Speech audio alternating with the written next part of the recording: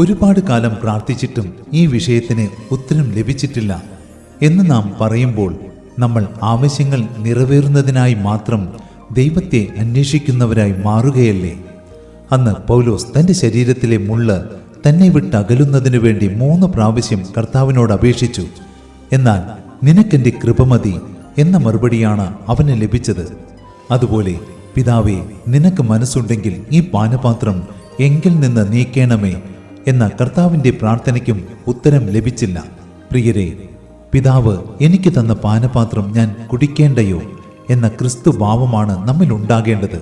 അതെ, ഈ ലോക ജീവിതത്തിൽ ചിലതെല്ലാം നാം സഹിക്കണമെന്ന് ദൈവം നിശ്ചയിച്ചിട്ടുണ്ടെങ്കിൽ അതിനൊരു മാറ്റം വരുത്തുവാൻ ആർക്ക് കഴിയും?